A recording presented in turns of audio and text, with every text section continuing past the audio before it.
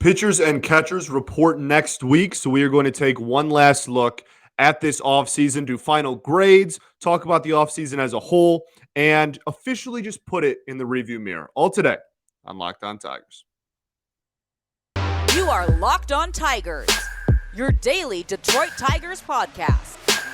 Part of the Locked On Podcast Network, your team every day.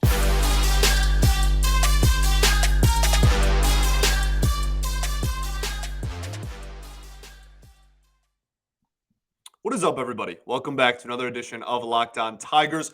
I'm, of course, your host, Scott Bentley. Today is Wednesday, February 10th, 23. I said 23. Didn't take my finger off the page. I said 23. Thanks for making Locked On Tigers your first listen. Every single day, we are free and available wherever you get your podcasts, including YouTube. Today's episode is brought to you by FanDuel Sportsbook, the official sportsbook of Locked On. Make every moment more. Visit FanDuel.com/LockedOn today to get started. Alrighty, welcome back, everybody. I hope you are having a fantastic Friday. I hope this week was great for you, and I cannot wait to get back in your eyes and ears every single day of the week. I cannot wait. This is the last episode of 3 days a week schedule, and we'll be back to an everyday show. Well, every day but weekends. We'll be back to every business day starting on Monday. That always just gets me excited just because that means it's baseball season, you know? So can't wait to do that. Next week, we will be beginning our player projections. Projections is not the right word. What should we call them? Player profiles? We're going to do our breakdowns on every individual player on the 40-man roster and talk about expectations for not predictions or projections necessarily, but some expectations for every individual on the 40-man for this upcoming season.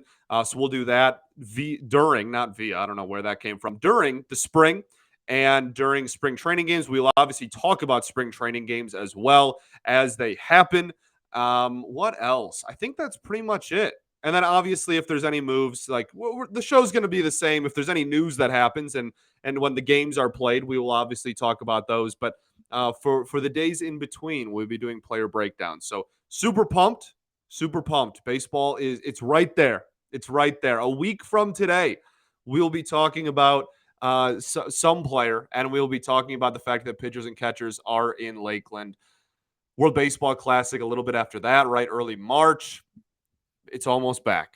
It's been kind of warm if you're living in the Metro Detroit area too. Been a little bit of a heat wave in the 40s. So, okay, let's get down to business here. We're going to put the offseason again, like officially behind us. We're done. We're done with the offseason, and to officially close the book on the 2022-2023 offseason, we're just going to do one final recap. That's all today's episode is, right? Last episode of 3 days a week. We're looking ahead from here on out. So I just want to have one final overall conversation about everything in the offseason, get all of my thoughts and opinions on how the offseason went and whatnot, and individual moves that were made, grades for all of them. We'll do some letter grades and stuff, and we'll officially just put all of this behind us. Okay, so first off, let's talk about some individual moves. I think I want to start with Matthew Boyd. Matthew Boyd was the first move that was really made, the first addition, I should say, that was made this offseason. I give this deal a C+. I think that it's, and I don't say that with negative connotation. Like, if you knew what kind of student I was, you'd understand that I don't think a C+ is terrible. We needed innings. He's worth the flyer. I think the only reason that it's really weird is just because, like, it's Matthew Boyd. Like, if it was a different name on the back of the jersey and the same career and the same profile and the same everything, I don't think people would have freaked out as much. It was just like we've seen this movie before, obviously. So a C+. Like, I'm very okay with, again, we needed innings in the starting rotation. I think that this is a guy that's very much worth the flyer on potentially getting innings. We needed starting pitching depth very badly, and this addressed that issue head on. He has made some adjustments as well, for whatever that is worth to you. Some people it's worth a lot. Some people it's not worth just about anything. And yeah, like this isn't a crazy win for the Tigers, but it's certainly not a loss. This is someone who's going to, you can plug and play immediately. He can be, I mean, presumably a middle rotation arm for your team. And the biggest thing is health. And really, I don't even know if I want to just call it health in the sense of like, oh, will he be able to pitch the entire season? I am more just the second half of the season, how does he look? Or like after June, how does he look? If you look at Matthew Boyd's career, it's not, oh, he makes it to June and then just doesn't pitch and like gets hurt necessarily every single year. That has happened a couple of years, but it's more so just like the first half and second half splits, or if you go month by month, even like the first 2.5, 3 months maybe versus the rest of the season, there's just always consistently like a huge drop off. And I don't know if that's fatigue. I don't know if that's like I don't think it's really a scouting report getting around, but I don't have the answer. I'm not a doctor. I don't know how his arm looks at the present moment, but that's the biggest thing for me. I don't think we're necessarily going to get 3 starts, then he's just not going to pitch again. But I would like to see an effective Matthew Boyd after like June 7th, which we haven't got too terribly much of. Like even in 2019, right? The kind of started crumbling a little bit in early July leading up to the All-Star break, and then post All-Star break he had like a 5.5 ERA. Like that, it's just been the story of his career really. So that's the biggest thing for me. But again, at the end of the day, this is a what, 1 year deal, $10 million. If it doesn't work out, you didn't hinder yourself long term. You just don't have as much starting pitching depth in 2023 as you thought you did. Okay, so that's the other thing. Like the floor of this deal is not very low. Like we're in the same really boat. This is not a needle mover, and that kind of transitions into the next one, right? Michael Lorenzen, I gave a B minus. It's like a really similar situation. Again, you need innings. Again, this is a 1 year deal, and for Lorenzen last year, again, was hurt, missed a considerable amount of time, not nearly as much as Boyd. Boyd missed, 80%, 85% of the season and then came out of the bullpen. But Lorenzen, I mean, missed a solid, 2 months, month and a half. And, when he came back, to his credit, he was really effective. He had a 2.36 ERA in the month of September/October, like the very end of the season there, post injury. He also made an adjustment last year, and his numbers were better post adjustment. So who's to say whether it's getting fully healthy and it's because of the injury healing, or whether it's because of this adjustment? I would venture to believe it's probably a little bit of both. But he did look better. And that adjustment really just came with the repertoire. We talked about it when we signed him. If you want the full breakdown, you can go back, a couple of months now, I guess, and find that. But he basically just became a 2-pitch pitcher. And he has 3 pitches in his repertoire, but to righties, he was only throwing, I think it was fastball changeup to righties and fastball slider to lefties. Maybe it was vice versa. But regardless, like that was the point. He just really simplified it and only became a 2-pitch pitcher and just picked which 2 pitches he was going to throw depending on who came up in the batter's box. So some good adjustments. Again, a 1-year deal.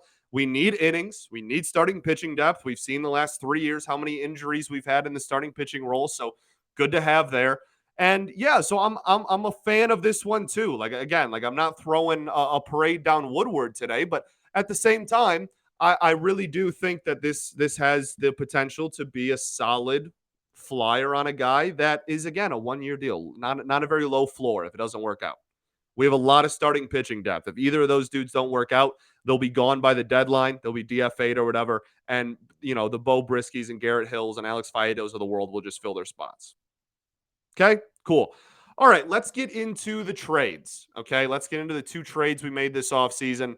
We will do that right after I tell y'all about our friends over at FanDuel.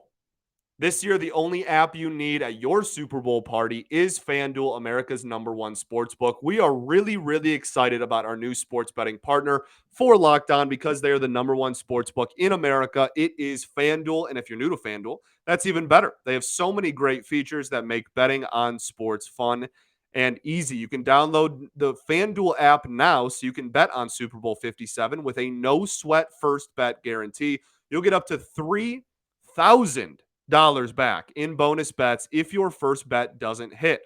FanDuel lets you bet on everything from the money line, the points, the spread, who will score a touchdown. We've talked about it a lot over the last couple of weeks, but the Super Bowl is the most bet on sporting event of the year, every single year. There's so many different fun like props and odds you can get there. So get FanDuel now so that by this weekend you are ready to roll. The FanDuel Sportsbook app is safe, secure, and super easy to use. And best of all, you can get paid your winnings instantly. No waiting around, no waiting till tomorrow, wait until you wake up and being worried about, oh, am I going to get paid or not? Right when it happens, you get your money. It is truly the best in the business. So join FanDuel today at FanDuel.com/lockedon to claim your no sweat first bet on Super Bowl 57. That's FanDuel.com/lockedon. Make every moment more with FanDuel, the official sportsbook partner of the NFL.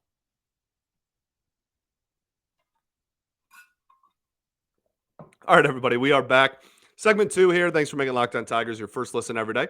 For your next listen, check on the Locked On MLB Prospects podcast. Host Lindsey Crosby is a prospect encyclopedia, and he's going deep on the MLB stars of tomorrow. It's free and available wherever you get your podcast, including YouTube, baby, just like us. All right, let's get into these trades, okay? So the Joe Jimenez deal, I gave an A-, and if someone was like, hey, man, you should give that an A, I'd be like, all right, I'll give that an A. You know what I mean? Like, I really like this deal. I think this is great value. And we'll talk about the Soto trade in a bit. And the Gregory Soto trade is not nearly as high, but I like both of these moves. I really do. I like our offseason trades that we made. I'm big fans of both of them. But the Jimenez trade is really foolproof to me in the sense that even if Justin Henry Malloy and Jake Higginbotham don't do anything for the Tigers at the major league level, I make this trade every day of the week and twice on Sunday. And like, I don't believe that. I think Justin Henry Malloy, I am a massive Justin Henry Malloy fan. And Higginbotham, I think, is going to be in the bullpen mix in spring training. So like, I don't believe that at all. I gave it an A-. Obviously I don't, but even if they aren't effective, this is just a good value deal. This is a reliever that's going to pitch like 50 to 70 innings for you and has really had one good year, is coming off of his only good year since his rookie season, and is on an expiring contract, right?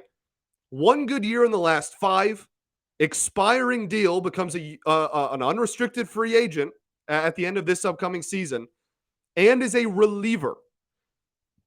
And you got another pitcher who is going to be in the mix to be a reliever and an everyday bat. Anytime, and this is maybe a little bit too dramatic on my part, but anytime I am trading a reliever, no matter how good you are, and I'm getting a guy who has the potential to play 162 games and take 4 or 5 plate appearances a game and impact every single game all season, I am going to take that a majority of the time. I'm not a huge, and I know that I'm like I'm a Tigers fan, and this is ridiculous to say because do you remember the early 2010s? Yes, I do. But I am not someone who is going to, how do I even want to word this? Bullpens are obviously very important, but when you're not a good team, bullpens aren't really important. I guess that's my point. When you're a good team, you need a good bullpen. In the postseason, a bullpen is vital. We know that better than anybody. But when you are not a good baseball team, a bullpen, here's a secret, does you no good. And if you're like, I disagree with you, I would ask you to watch the 2022 Detroit Tigers because they had a really solid bullpen and almost lost 100 games. So like, it's not especially, again, he was the expiring deal of the bullpen crew, right? Like Jimenez one is an expiring deal. So I'm such a huge fan of Justin Henry Malloy, just like the player and the person. I'm a huge fan of him. I love that return as far as personnel goes. But even expanding on that, just the value just straight up from reliever to potential reliever. Again, like Higginbotham might be nothing. And who knows what's going to happen with Henry Malloy too, but he fits the profile. He fits the identity. And just on a pure value standpoint, I think that this is a home run as far as value goes. Okay. So A minus for me for the Jimenez trade. Um, Gregory Soto, we'll do that one next. I gave this one, I was really going back and forth between a B and a B minus. Like I'm somewhere in that range. I like this deal. I think that this is also good value. Like this is one reliever. Now he's not an expiring deal, but this is one reliever, even if no matter your opinion on Gregory Soto, he's the worst pitcher I've ever seen, or he was the best pitcher in our bullpen last year. No matter where you fall, multiple years of control on a guy that on a lefty that throws 100 with movement and has put together some decent statistical seasons over the last 3 seasons, right? You're getting rid of that. He's going to get you 50. I think he's pretty consistently been in the mid 50s in innings pitched for the last 2 seasons. And in return, we talked about this on the day that we traded him, which is why we're not going to spend, 30 minutes talking about this trade again. But you're trading a reliever for 3 bats. That's 3 dudes that you're going to throw into the mix and try and have or are going to give the opportunity to be, again, everyday impact players. And that again, that's just a no-brainer to me. And like, I really like Vierling's profile. He might never figure out how to hit. And Nick Maton, I really like his profile too. He might never figure out how to hit lefties. And Donnie Sands might just not be good enough to be a consistent major league player. Those are all totally justifiable, like hesitations, we'll call them. But again, at the end of the day, I think this value is really solid. What could have made this higher for me is, I guess, kind of the point I just reiterated. Like, if when you're looking at all 3 of these guys in a vacuum, like they are objectively dudes that weren't good enough to start on the team that they came from. Now, I would argue that that's a literal World Series team. So that's not something that like every major leaguer is just going to be able to break in there. There's some good players that wouldn't start on the Philadelphia Phillies, let me tell you. And I think when you're comparing rosters, they're going to get a lot of playing time. Maton and Vierling especially. Wouldn't surprise me if both of those dudes played in over 120 games this year. But I think that it could, I guess, be a little higher if you got, like some top prospect value. This one, I guess my point is the Soto trade has the ability to look a little more sour down the road. I don't think it's really possible to look at the Jimenez trade again, even if both players completely bomb here and be like, wow, that was really stupid. But the Soto trade, I think because of multiple years of control, because none of the guys you got back are necessarily like top highly regarded prospects, I think there is going to be some ability within the fan base to look back in a couple of years if that one doesn't work out and go, wow, we could have gotten more, or we could have just held on to Greg.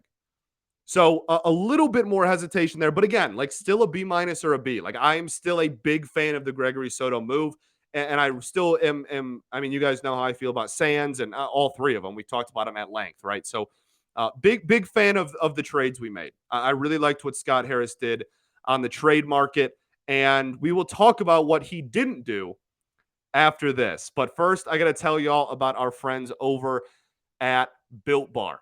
If you're looking for a delicious treat, but you don't want all the fat and calories, you have to try Built Bar. We're into February now. I'm still trying to hold true to my New Year's resolutions, and that's eating a little bit healthier. I don't want to compromise taste, though, to eat healthier. You know what I'm saying? And I think Built is the perfect example of not compromising taste while being really good for you. You have to try Built. What makes them so good? Well, for starters, they're 100% real chocolate. They are covered in chocolate. Real. It's remarkable. And they come in unbelievable flavors like churro. That's my personal favorite. Peanut butter brownie. It's my friend's favorite. And coconut almond. Also some of my friends' favorite. We go ham on Built Bars, let me tell you. I'm not sure how they do it, but they taste like a candy bar while maintaining amazing macros. What's even better is they are healthy. Only 130 calories, 4 grams of sugar, and a whopping 17 grams of protein. And now you don't need to wait around to get a box for years. We've been talking about ordering your Built Bars at Built.com, which you can still do. But now you can get them at your local Walmart or Sam's Club. That's right. Head to your Walmart today. Get a 4-bar box. Head to Sam's Club. Get a 13-bar box. whatever you decide. Or you can still order. Go to Built.com. Just get on the Built Bar wave. Try Built Bar today.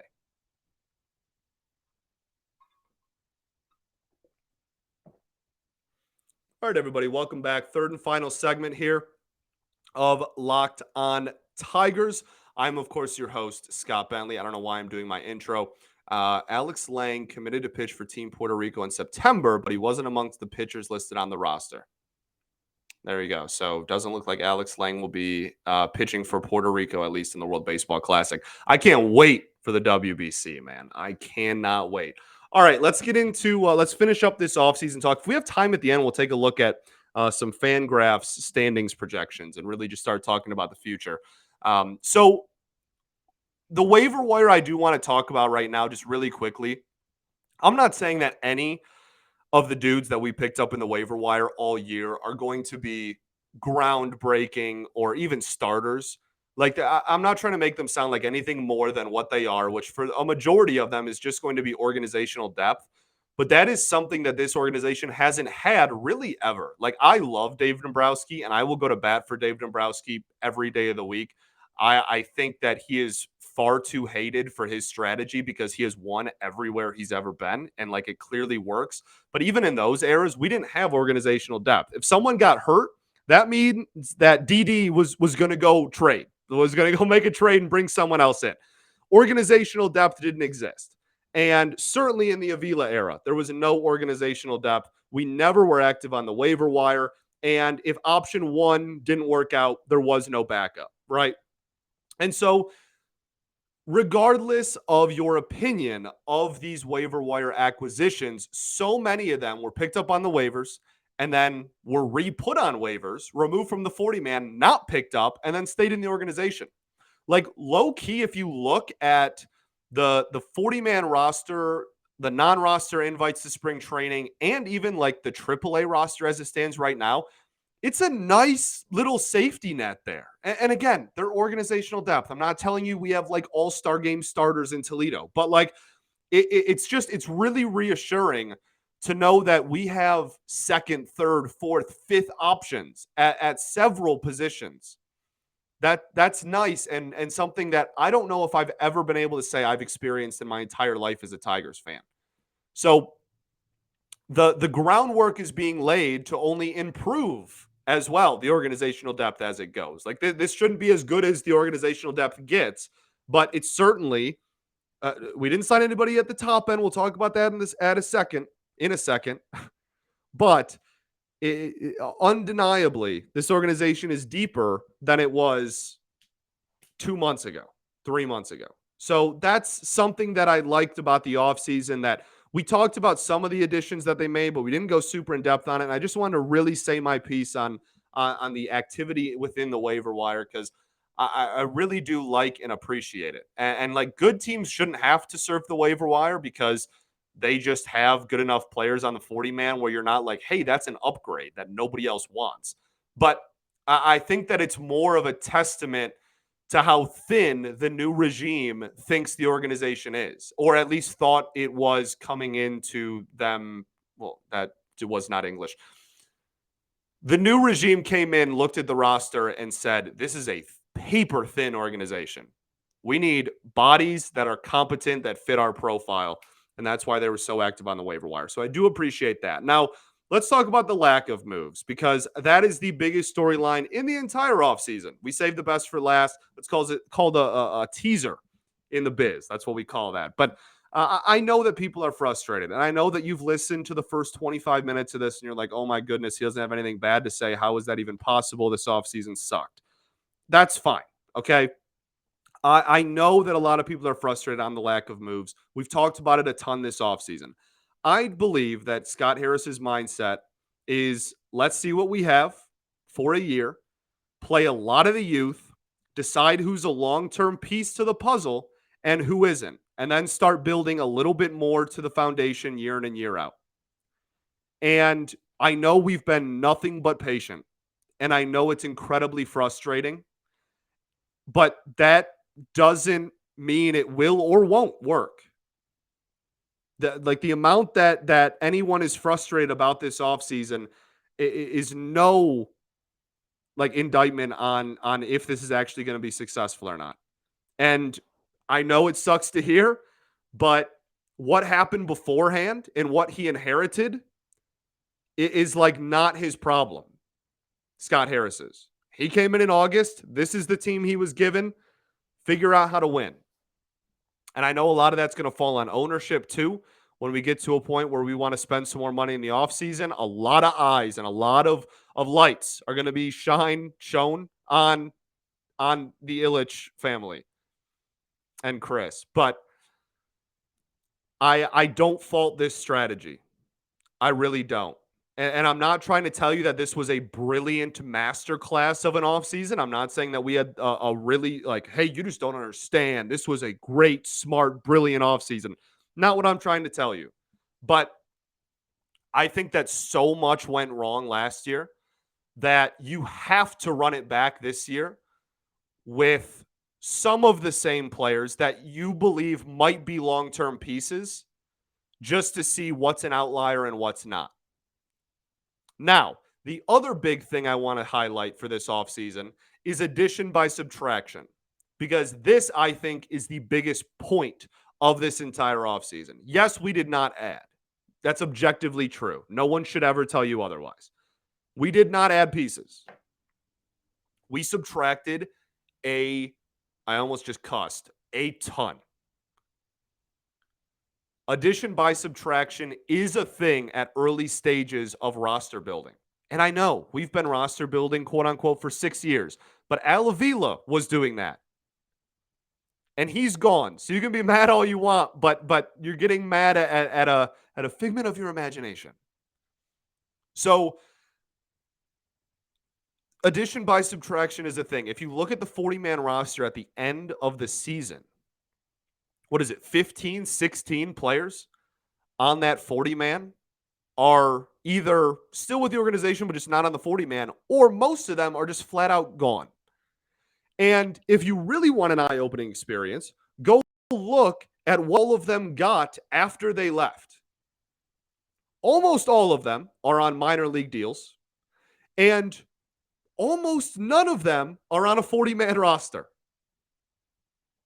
So that's what the rest of baseball, that's what 29 other teams think of the product you've been rolling out there for a majority of the last 3, 4, 5 years. So let's have a huge overhaul. Let's take out all of the depth and the players that have where it's not a debatable outlier, right? Like we've looked at Victor Reyes' entire career. We've looked at Willie Castro's entire career. We've looked at Harold Castro's entire career. Austin Meadows has been really good for every year of his career, and yet last year was a train wreck. Jonathan Schoop has almost a decade of really good hitting. Last year was a train wreck. So let's get rid of all the guys where we know it's not an outlier. Filter them in with young talent. Earmark at-bats, everyone's favorite quote. Give these new young players a chance. See what sticks this upcoming season. And go from there. And look, I'm not even telling you that next year's not going to be another huge overhaul. But I genuinely think we are just trying to give as many young players, as many at-bats and innings pitched as possible so that next offseason, if they need to, they can have another 15 players from the 40-man gone. There's also a ton of flexibility next year. That's a whole different rabbit hole we can go down. Outside of Javi and Erod, there's no one under contract past next season, and both of them have opt-outs after this season. So, like, potentially no guaranteed money after October of this year. There's going to be a lot of change and a lot of turmoil and a lot of just stirring the pot. And I'm not saying it's not going to be frustrating. I can't wait for baseball to be back. There's no way I don't lose my mind at like a 10-2 loss to the Mets in April. Like I want to cover a winning team more than anything on the planet. But I don't think that this offseason was a failure or was stupid either. I at least I understand the logic. I understand what he's trying to do, Harris. I understand the direction the organization is headed, and I very much think it could work. So I just ask you to let's go on the journey together. Let's get mad together. Let's be happy together. But let's lock arms and try and get through it together and have a little bit of faith in the new regime, because the previous regime can't hurt you anymore. Okay. That went all 30. I do really quickly. I wanted to talk a little bit about the Fangraphs Zips projections. If we're just looking really quickly here, I don't want this to be a 40-minute episode. But if we're looking at the AL Central, I mean, Zips on Fangraphs is just incredibly low on the AL Central, which makes sense. I think most people are. Cleveland Guardians, 83 and 79, winners of the Central, 83 wins. Minnesota Twins, 80 and 82. Chicago White Sox, 74 and 88, really low on the White Sox. Golly. Tigers 71 and 91, Royals 70 and 92. Just my immediate reaction to this. I think the Guardians will push 90 wins, if not win 90. I'm a big fan of the Guardians system and how it operates. And yeah, I really do believe in that organization. So I think the Guardians will push 90 and win the division. I actually don't mind the take of Twins under 500. I know a lot of people are drinking the Twins Kool-Aid. I think that they will probably be the second best team in the division. I'm not against that. And they might, go 500 exactly or something like that. But I still personally don't see like an 85 to 87 win team or anything like that. So I really don't hate that take. White Sox 74 and 88. That's just like the biggest difference between ceiling and floor, maybe in baseball. If you look at all 30 teams and you were to give them a cap and a floor to how many wins they could get in 2023, I think the biggest disparity of any team in the sport would be the Chicago White Sox. I could see them winning 70 and I could see them winning 90, like legitimately. So we'll see there. 74 and 88 could absolutely happen. The Detroit Tigers, 71 and 91. I think that's about right. I told y'all, what was that, last week, that I expected a high 60s, low 70s win total as it stands right now. I haven't really ventured too far off of that. That's still my opinion as it stands. I think like around like 71. Okay, I don't just want to say what this projection says, but I think around 71, 72 wins is probably what we're looking at here. The Royals 72 and 92. I think that's too high. I think the Royals are going to be closer to 60 wins than 70. That's not a good roster. Okay, some fun players on it. Absolutely, but not a good roster. I think that's everything. Thanks for making Locked On Tigers your first listen every single day. We're free and available wherever you get your podcast. Make your second listen, the Locked On MLB Prospects Pod. Host Lindsey Crosby is a prospect encyclopedia. He's going deep on the MLB stars of tomorrow. It's free and available wherever you get your podcast. Okay, that'll do it.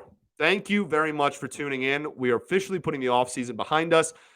Next week, we will be, like I said, starting our player breakdown series for expectations for 2023. We are going to have a Pacoda episode. Every year, I treat Baseball Prospectus dropping their Pacoda projections like a holiday. Not that I think they're like, oh, like this is definitely going to happen, but they go so in depth on everything. It's one of my favorite reads of the year. So that'll be in the next couple of weeks. Baseball Prospectus will drop their Pacoda projections. They do a really good job. They give a ceiling and a floor. They go, we ran, a billion simulations, and like these were the outliers. These are kind of like a bell graph, right? This is about where we expect this team to finish. They do like best possible finish in the division, worst possible finish in the division. They go super in depth. They do a fantastic job. Definitely go read the article when it comes out. But we will dedicate an entire show to that. And besides that, it's just going to be spring training news, pitchers and catchers news, and doing I don't like the word projections because that's not what it is. But expectations. Do player previews for the 2023 season. Maybe that's what we'll call them, player previews. That sounds good. Some alliteration in there. All right. Thanks for making us your first listen. I already did that. Peace and love. Going to therapy's dope. I'll catch y'all on Monday, baby. We made it back to 5 episodes a week. Baseball's back. Go Tigers, baby.